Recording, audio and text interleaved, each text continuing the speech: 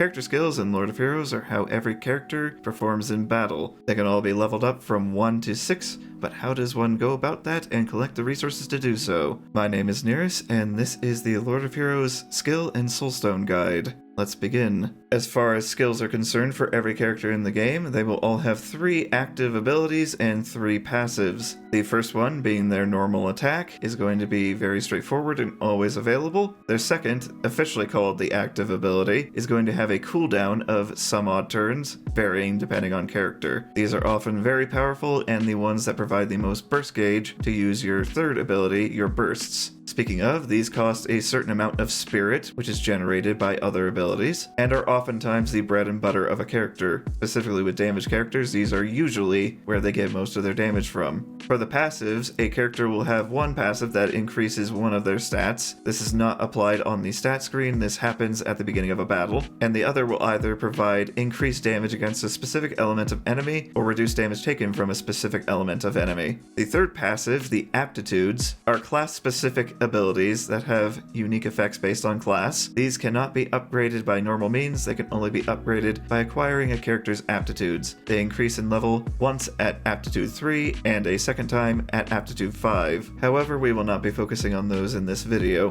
Upgrading skills in Lord of Heroes can be a bit of an annoying process because the more acquirable resources to upgrade them do not allow you to select a specific skill to upgrade, it is purely random. What you do need is a soulstone of some kind and 300,000 gold. There are 3 main categories of soulstone, the first being elemental soulstones. These ones can only be used on a hero of the specific element that they are. There are several ways to acquire these. In the Alliance Raid shop, on a weekly basis, you can come here and there will be an elemental soulstone chest. This will grant you one of the 5 elemental soulstones at random every week for 15,000 Alliance credits. Over in the Silent Straits shop, you will be able to buy one of every element of soulstone once a month for 30 of that element's bin resource. Another way to get elemental soulstones is oftentimes in events like the somewhat monthly Mystic Beast hunts. They're often specifically focused on certain elements. The one currently running at this time is for light and dark. Lastly is going to be the element exchange in the Obelisk shop. These will be a monthly exchange of 15 of a specific elemental essence for one of that elemental soulstone. And finally we get into the temporal rift where it comes to fragments. Once you participate in providing energy used or actually battling in this raid, you'll be awarded with many things, some of which will be elemental soulstone fragments. This will depend on the element that the raid is currently a battle against. When it comes to fragments, you will need 100 of them, as well as 150,000 gold. This will meld them into a full soulstone. Mystic soulstone fragments and primeval fragments are mostly awarded in either gift codes or events, but they function much the same as all the other fragments. Moving on to mystic soulstones, these are like the elemental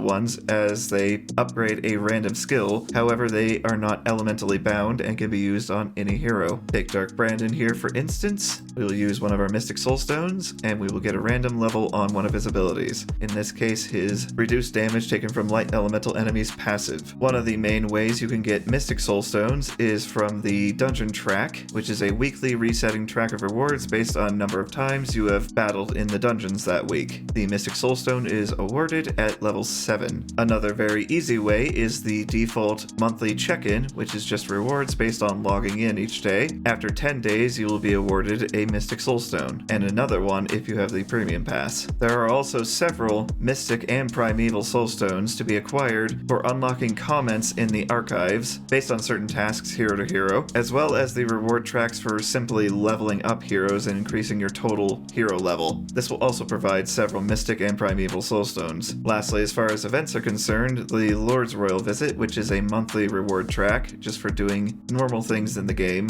will reward you with a Mystic Soulstone at the very end of it. The Obelisk shop from before also sells a single Mystic Soulstone once a month for 70 Formless Essence. Lastly, for Mystic Soulstones, you can get one per week for 350 Alchemite in the Alchemy tab in Lynn's Alchemite shop. You get these for acquiring gear via Alchemy and for selling gear in the Alchemarket. The final and most rare type of Soulstone is the Primeval Soulstone. This one is rare because this one allows you to actually select a specific skill to level up, and costs the same as all the rest as far as gold is concerned. These can be particularly useful for certain heroes that only really have one specifically useful ability, like Watercrom here. As far as he is concerned, his 2 is pretty much the only ability you will use him for, so if you have the Primeval Soulstones to specifically level up just his 2, that will save you the hassle of trying to randomly get the levels for that one. First place to check for these is after 20 days of the monthly check-in, you will be rewarded a Primeval Soulstone. Same for the premium track. Permanent events like Talk of the Town and Avalon Night Training will also provide several of these, like stated before. You can get one for 140 Formless Essence from the Obelisk shop once monthly, and in the Alchemite shop once again for 1,000 Alchemite once monthly. Other times you get these are often from giveaways or events. That is going to do it for this skill and soulstone guide here on Nyris Gaming. Like if you liked, subscribe for more in the future, and I shall see you in the next one.